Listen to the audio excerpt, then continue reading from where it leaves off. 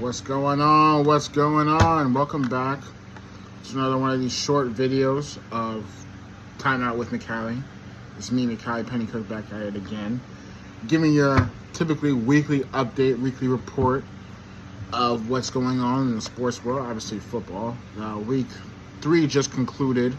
Well, we have 2 more games tonight between Buffalo and Jacksonville and DC and Cincinnati. Those should be interesting games. Definitely gonna be watching. First doubleheader of the year on Monday Night Football. Got myself a new little hat for my birds. You know, I had to pick up the little sideline hat. You know, a little rope, a little NFC logo on the back. Anyways, does not matter.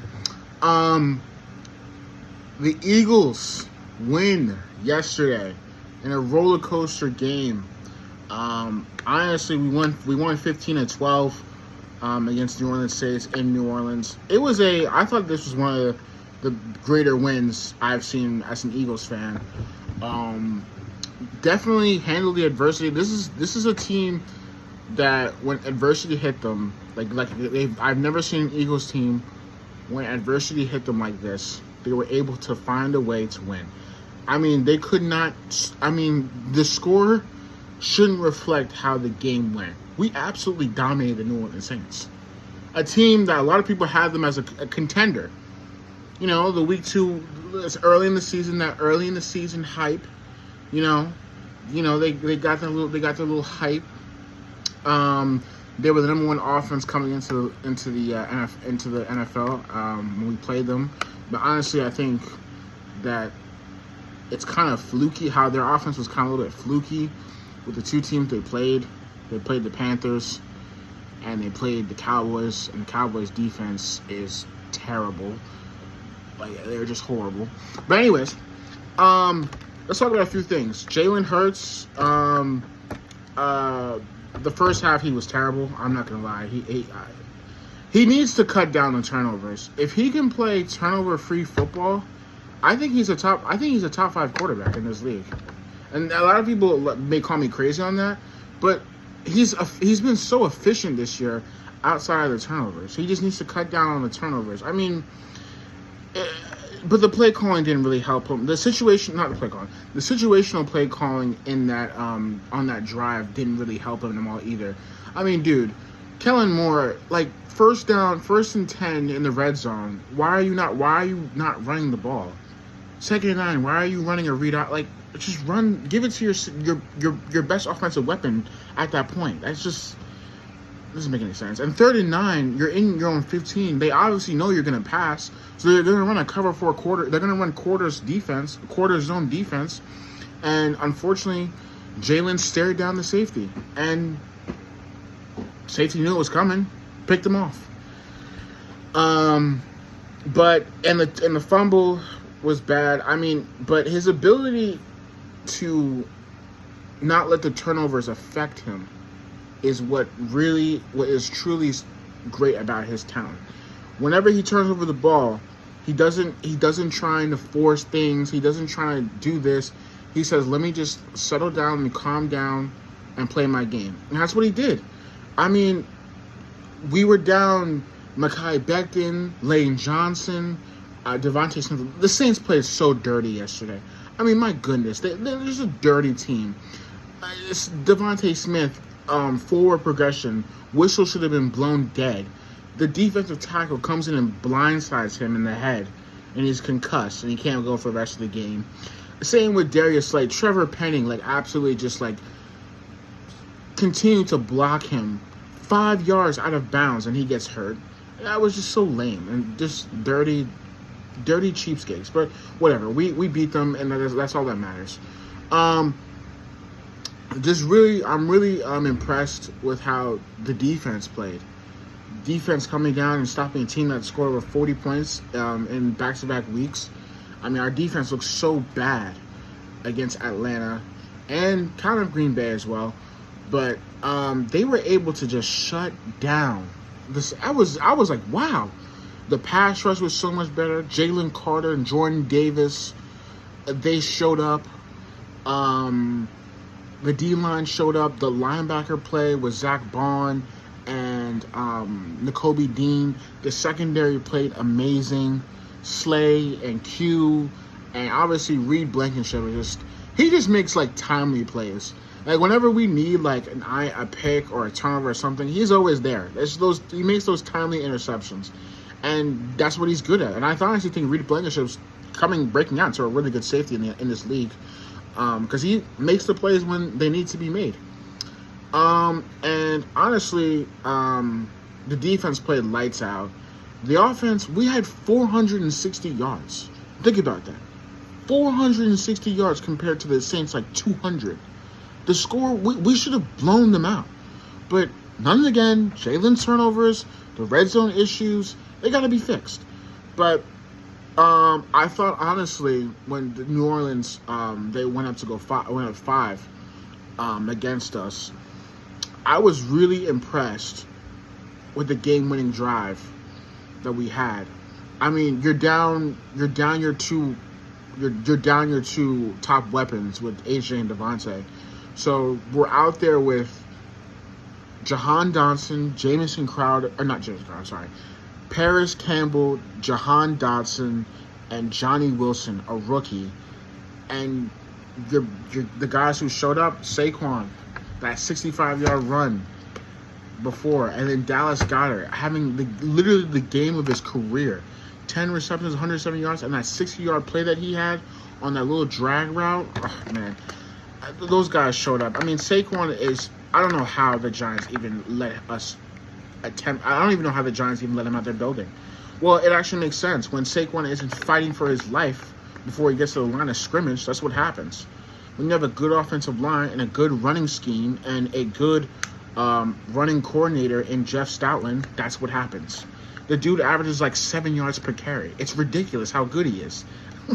It's actually insane. I've never seen a running back this good play for the Philadelphia Eagles. The 65 run, I'm telling you, I was in my dorm room. I was screaming. Like, I was yelling out my mind, just saying, go, go. I mean, he's him. Saquon Barkley is just, he is in fact him. We win 15-12. Dealing with some injuries, but this was a good win. Some other games around, I obviously watched the Cowboys game. I mean, there isn't really much to say about them. They just aren't a very good football team this year. They just aren't. And their management is starting to realize that they completely fumbled the offseason. Realizing that waiting to pay your star players, your cornerstone players, up until the last minute of the offseason isn't going to work. I mean, I've been watching ESPN all day, and they've been saying, well, why they could have had the money to pay Derrick Henry, because Derrick Henry ran all over their defense. I mean, it was gross how Derrick Henry absolutely just torched their defense. He made their linebackers look like peewee linebackers. He made their defensive line look like middle schoolers. It was bad how bad the Ravens did to the Cowboys. And honestly, the Ravens' offensive line has not been very good this season, and they absolutely bullied them, like taking candy out of their mouth type of bullying. But nonetheless, the Cowboys are not a very good team this year, and it just doesn't continue to show.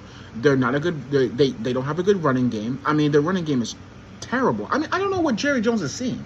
Can somebody please explain to me what he's seeing, like in terms of the team is still good enough? Dude, you waited until the last minute to pay your star players when you could have paid a running back in free agency. You could have gotten Derrick Henry. I don't know if you would have gotten Saquon Barkley, but you could have gotten somebody else. Or you could have even drafted somebody, like the kid from on the Jets, Braylon Allen. That was a 4th-round draft pick, and he's fantastic. I don't know what the Cowboys are. I don't know what their philosophy is, but it's not very good, because Derrick Henry only cost, like, Jerry Jones was saying, like, oh, we couldn't afford Derrick Henry. Dude, he costed $8 million.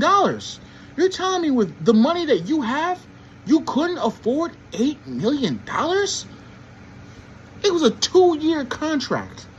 A 2-year, $8 million per year contract, and you couldn't afford that? Ridiculous. CeeDee Lamb looked like an absolute diva. That Dak and him and Dak were not on the same page, and it showed, and he was just being a diva.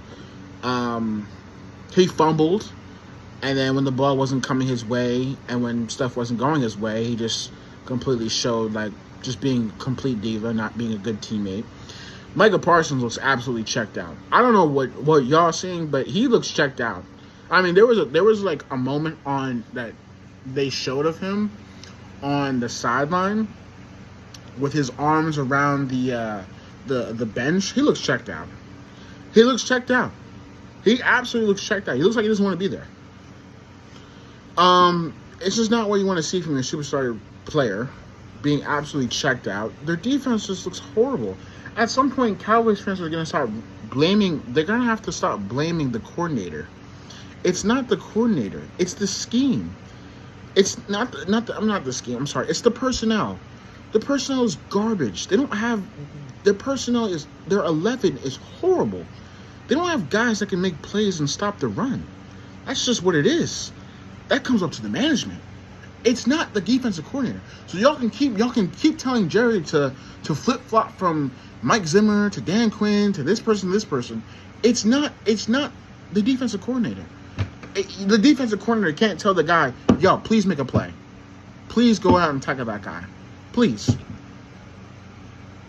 They can't. It's honestly it's a shame how bad their defense is. It's their run defense is horrible. And their pass defense isn't all that good either. I mean, the rookie Carson, I think, the number 2 corner, Nelson Aguilar, he couldn't even make that tackle. Nelson Aguilar 50 yards down the sideline.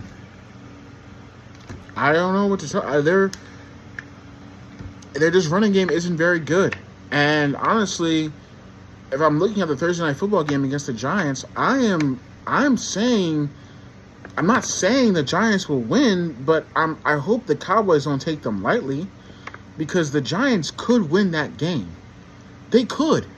They're playing well. I don't know how good the Browns are. I really don't know how good the Browns are, because I think the Browns are horrible. Honestly, them getting Deshaun Watson, I'll get into that later, but he sucks. But anyways, like, I wouldn't, if I'm the Cowboys, it's a short week. They should not sleep on the Giants. It's a short week. Because it is a division game.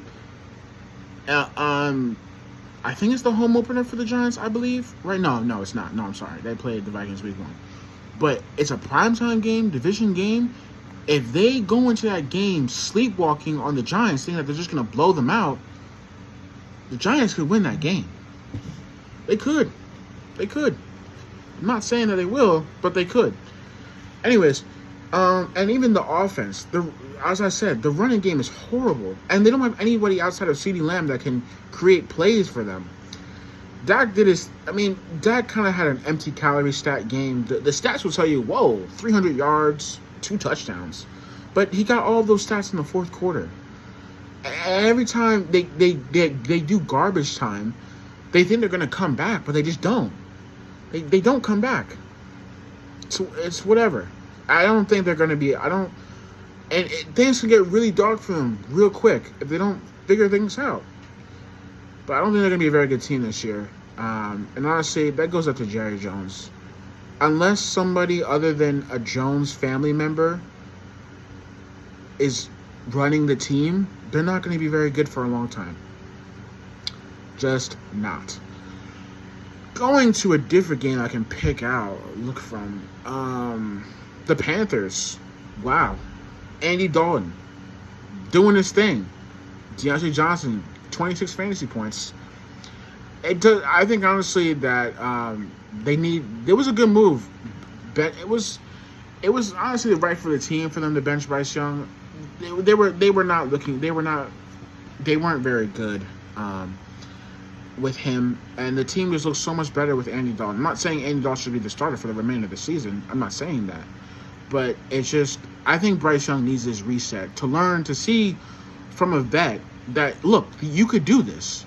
And I'm showing you that you can do this. You can succeed in this league. He just needs that refresh. He just needs that refresher.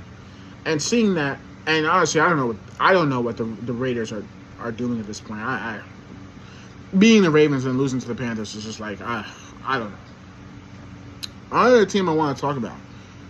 Who would have thought the Pittsburgh Steelers would be 3-0? Certainly not me. But honestly, it was a blessing. It was a blessing in disguise that Russell. I'm not saying anybody should ever get hurt, but it's a blessing in disguise that Russell Wilson got hurt for the Steelers, and Justin Fields came in, because it truly shows that they are such a way better team with Justin Fields. Justin Fields, the philosophy is simple. Justin Fields is going to get treated like a game manager. He looks like a game manager in these games, but he's playing the position the right way, though. He's not turning over the football. He's not being erratic. He's not escaping the pocket every time the ball is snapped. He's making the right reads. He's taking what the defense gives him, trusting his defense, because their defense is top 5. TJ Watt is going to win Defensive Player of the Year this year. I hope people know that. Trusting his defense. I mean, it's just the Steelers being 3-0 is a complete shock. And how it's turned, they're 3-0, and the teams that we thought that were going to contend for the division are 0-2 and 1-2. It's shocking. Let me tell you that. But Russell Wilson's career is over. He is not. The Steelers, if they go back to Russell Wilson and he's healthy, that's a mistake. I think this is it for Russell Wilson. I don't think he's going to get another starting job in the NFL. It's unfortunate that this had to happen, but it's kind of over for him. I think what Russ should do is he should retire this year. Retire, let the sun sets, go be with Sierra, go be with family, grow a podcast like what I'm doing right now, or grow some sort of business that you like, or some sort of hobby that you like, and grow that. I don't think he's gonna start this year for the Steelers. And I think the Steelers should just ride with Justin Fields for the rest of the year, because they're winning, their defense is great, and their offense is succeeding. Now, another game I want to talk about, the Vikings. The same thing. Wow, the Vikings defense is also going to be top 5. I myself said the Vikings were going to make the playoffs this year. A lot of people call me crazy. I just think that oh my gosh, Kevin O'Connell, he is a top 5 coach in this league. He is an amazing offensive play caller, amazing quarterback whisperer, and his defensive coach Brian Flores, they're playing lights out ball. Their coaching is elite. Sam Darnold, if he keeps playing like this, he's gonna get a bag somewhere. Because I know they have JJ McCarthy, and I think McCarthy's still a long-term future. But if Sam Darnold keeps playing like this, he is going to get a bag somewhere. I'm just telling you, he's gonna get a bag somewhere. He's gonna get a bag. For another team, and it was honestly shocking how bad they did the Texans. Really bad. Another team, 2 teams with young quarterbacks struggling. The Bears and the Colts. I didn't really watch the game, but I saw a glimpse of what was happening. Honestly, I'm kind of giving the Bears a little bit of a pass here. Caleb did throw for 300 yards. It's nice to see. He did have 2 picks. Finally threw 2 touchdowns. The offense is still going through some motions, but I think their offensive coordinator, I don't know who it is. It's not Getsy, because Getsy's with the Raiders now. But they're going through some woes. I'm giving them a little bit of pass, but when it gets to week 7, 8, that's when I'm like, okay. I think they're missing, in my opinion, Keenan Allen. Because Keenan Allen is the guy that can extend the chains for you, and I think that's what Caleb was really missing right now. But